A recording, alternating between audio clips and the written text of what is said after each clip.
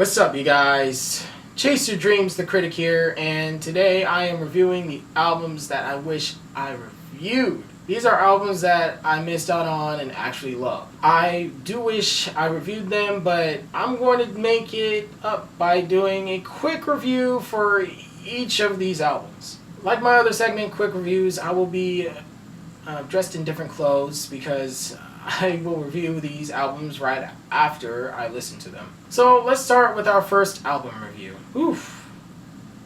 So our first album review turns out to be an EP, and I completely did not see this coming, and I'm really glad that I didn't dodge a bullet on this one. Wow, I mean, Jazmine Sullivan has been on hiatus for the past 6 years, and she comes out of nowhere with this really good R&B EP. The features are good, the production is solid, and Sullivan's vocal performance is stunning. I also love the female empowerment of how each individual woman gives their own perspectives on every topic about women. To find out this is actually an EP is shocking to me, but I do look forward to what she has in stores for us in the coming future. I've heard a lot of feedback from Sleaford Mods being this angry progressive sound duo, and most of their lyrics are progressive up to the point where they became this powerful voice for the working class of Great Britain, and it feels like it's been since the Thatcher era. I've also heard that there are some points where they've had this same style and sound for some of their music. When I first saw them, I automatically thought they are a grime version of Oasis. Their new album, Spare Ribs, is quite what I have not expected from the duo at all. Even though they have some of the angerish style they usually use, the production is just the highlight of this album.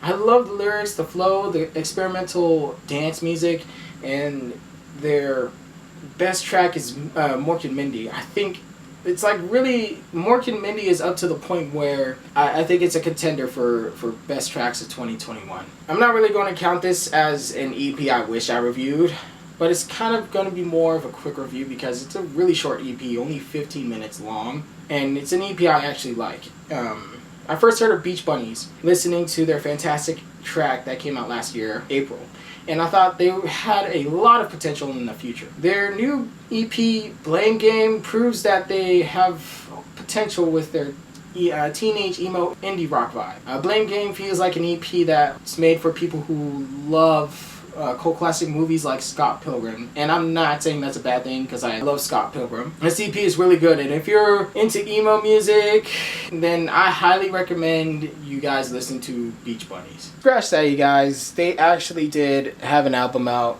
that came out last year, the debut album, Honeymoon. I absolutely missed out on it. I did not know about it at all, but I will eventually listen to it, so I had to correct myself right there. I thought they would constantly release EPs over and over again, but I was kind of wrong on that. So yeah, Honeymoon was their debut album, and I'm still looking forward to their futures. This new album from multi-talented abstract hip-hop artist Navy Blue is really good. I first heard of this guy from Earl Sweatshirt's album Some Rap Songs. This album's good because it doesn't follow the usual underground trend at all, simply because it's abstract. I love the versatility, lyrics, emotion, and perspective Navy brings to this album, and he only mentions it a bunch of times, whether if it's from family, friends, and even himself. He wants his audience to feel empathetic towards his struggles and depression. The features on here are unusual because how do you manage to get legendary rapper Yasin Bey, aka Mos Def, to come back?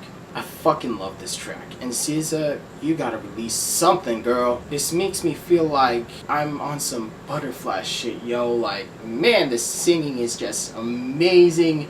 The production is just top notch. Like, I'm not gonna count this track as the best track of 2020, but I think this is a best track contender for 2021. This is a very different track I've heard from both Billie Eilish and Rosalia. I do think that the chemistry could have been done a bit better, but the production does make up for it. Billie's singing in Spanish sounded better than I thought, and Rosalia's appearance was a little bit weird. Honestly, I've been waiting for a collaboration like this, and it didn't really disappoint as much as I thought it would. Two of hip-hop underground's most ambitious poets have engineered a 15-track album, and God was it amazing because of its conscious and fearless chemistry. Lyrically, their common attraction for gloomy and untuned storytelling conducts a more cryptic approach. They also mention a lot of terrible things in nationalist religious acts that have been committed these past few years as well. Moor Mother and Billy Woods are a force to be reckoned with because of their sinister poetry and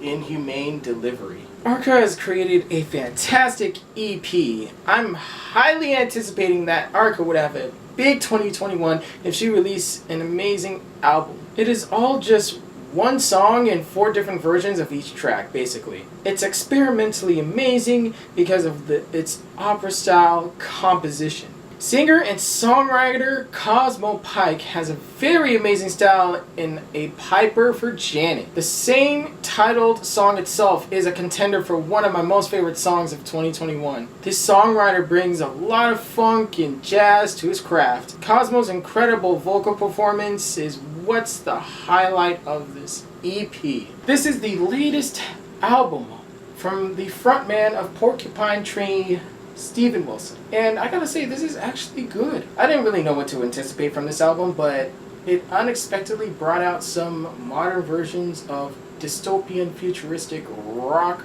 opera, which had some of the most danceable tracks. The technologic production was also a theme of what our modern day in society represents as well. I can't believe he managed to get Elton John on one of his tracks as well. Like, I didn't even know that it was possible. This group of new post-punk and experimental artists have released an album that puts them in a position where they are a difficult band to classify because of their production. Even though they have a difficulty finding themselves, they managed to create a song that makes some strange impact. Black Country New Road proves that they raised the stakes by importing these fundamentals to a new extent with a rich instruments, dazed production, and over-the-top vocal performance. The only problem is that it sounds like Swan's album To Be Kind. Thanks for watching, you guys. So yeah, these are overall the albums that I totally wished I reviewed, but